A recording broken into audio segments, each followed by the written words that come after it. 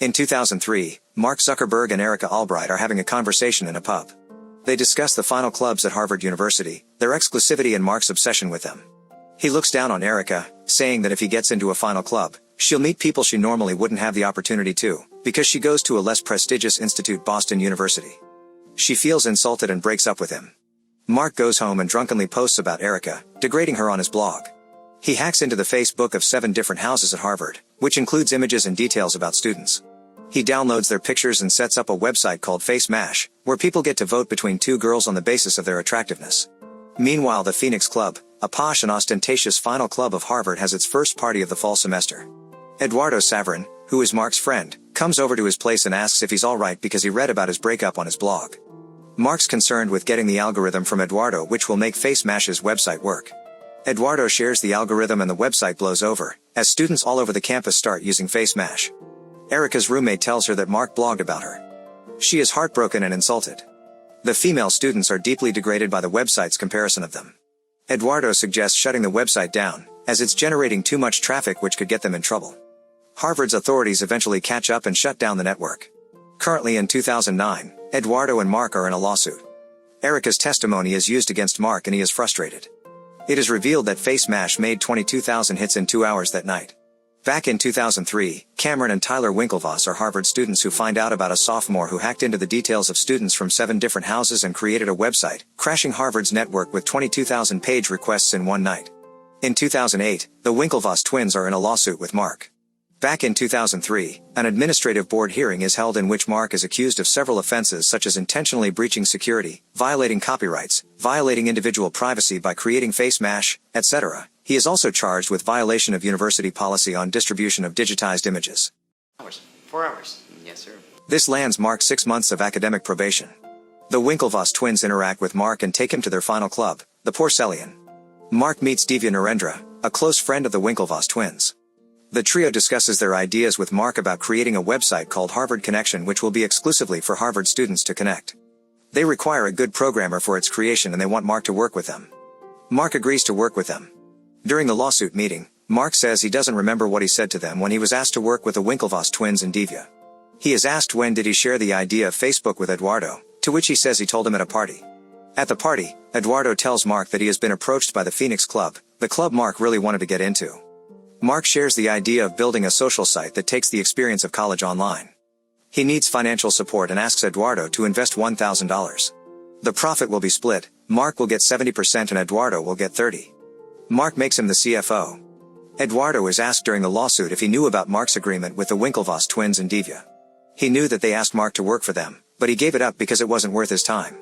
Mark fooled the Winklevoss twins and kept bailing out on meetings, making excuses. He tricked them into thinking that he was working on creating Harvard Connection, while he was actually working on creating the Facebook. During the lawsuit with the Winklevoss twins and Divya, they insist Mark stole their idea, but Mark says he never used their code. In 2004, Mark is in class. Dustin Moskovitz asks him advice about a girl he's interested in. Mark runs back to his apartment to add the feature of relationship status to the Facebook. He says that's how people will connect and find the person they're interested in. By now, Facebook is operating as intended. Mark persuades Eduardo into giving him the email list of the Phoenix Club members. Divya is with his girlfriend when he finds out about Mark's website, the Facebook. He informs the Winklevoss twins. Hey, what is wrong? They call their lawyers, feeling extremely frustrated about Mark stealing their idea. At a seminar hosted by Bill Gates, Eduardo meets Christy and Alice. Later that night, Mark and Eduardo discuss monetization. Mark doesn't want to monetize the site yet, since it could damage their look. While conversing, Eduardo finds a cease and desist letter from the Winklevoss twins addressed to Mark about intellectual property theft and freaks out about it. It is revealed during the lawsuit meeting that Mark led on the Winklevoss twins and Divya for 6 weeks, though he doesn't admit it. Mark and Eduardo go to a club and have fun with Christy and Alice. Mark sees Erica over there and tries to talk to her. Their discussion gets heated as Erica slams him for shaming her on the internet. Later, Mark wants to expand to Yale and Columbia. Eduardo suggests expanding to Stanford too. Divya and the Winklevoss twins discuss how Mark will be violating federal law if he expands the network to other states. They realize he's also violating Harvard's law, as the Harvard Student Handbook says one student can't steal from another student. The twins plan to meet the president of the university. A Californian entrepreneur, Sean Parker, is in the process of checking his email when he finds out about the Facebook and is intrigued by it. The Winklevoss twins meet Harvard's president. He doesn't take their issue regarding intellectual property theft seriously and simply suggests that they find a new project to work on. He says they won't get special treatment because of their social status. Eduardo and Mark go to New York during spring break for business meetings. Eduardo takes the meeting seriously, while Mark exhibits non-seriousness. He is only excited about the last meeting, which is with Sean Parker. Eduardo is nervous about the meeting and doesn't want to work with Sean as he doesn't have enough credibility and his reputation isn't spotless. Sean comes in late. Eduardo, when asked during the lawsuit meeting, recalls that Sean told them about his ventures, which included a music company called Napster that ended in bankruptcy and Rolodex, out of which he got thrown out by Case Equity. He backed up Mark regarding no monetization on the Facebook, clearly making Eduardo dislike him even more. Sean said that their company could have the potential to make it to $1 billion and that he wanted Mark to come to California. Before leaving, he told them to drop and call it only Facebook. Just Facebook. In the lawsuit meeting, they discussed that in 2004, the shares were 65% for Mark, 30% for Eduardo and 5% for Dustin. Eduardo is asked if he ever did anything to jeopardize the company. He gets mad and embarrassed as he recalls the time he was asked to have a chicken with him at all times by the Phoenix Club. This ended up being used against him as animal cruelty in the Harvard Crimson. Mark didn't want this incident to affect business negatively. Mark needs more money. Eduardo agrees and says that more servers will be helpful. Mark actually means he's hiring new interns and getting a rented house in California, hence he requires money. Eduardo doesn't agree, but Mark is dead set on going to California for the summer. Eduardo gives up arguing with him. They hit 150,000 members.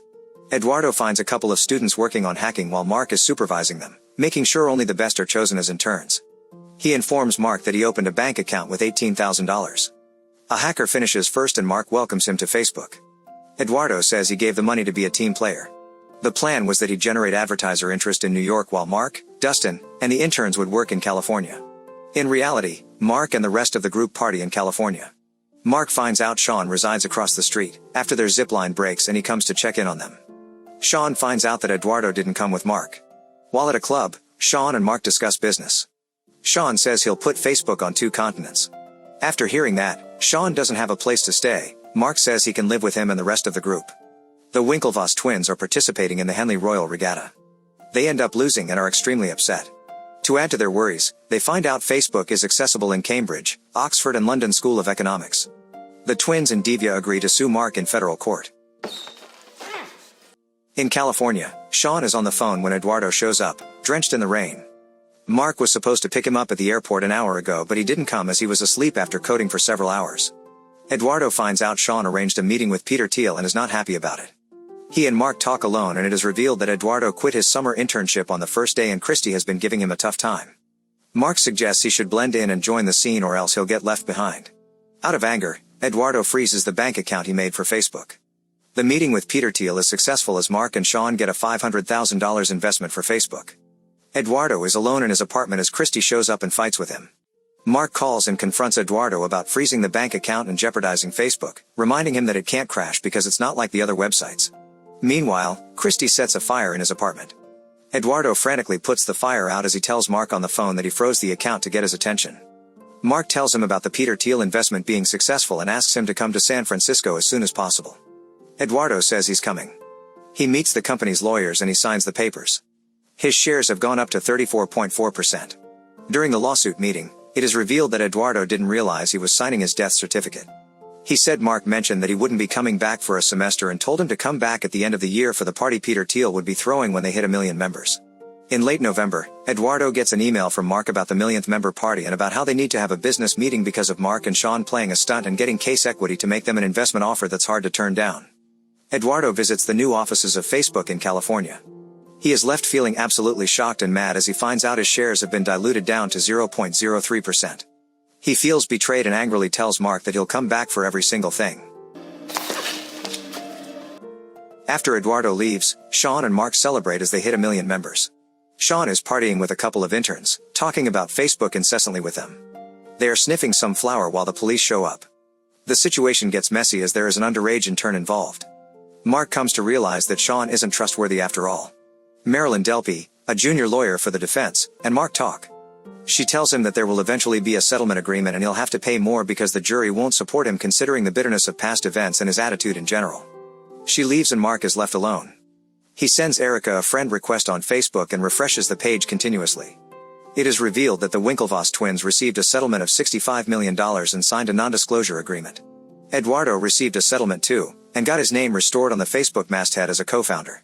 Facebook continues to thrive. Mark is the youngest billionaire in the world, then the end.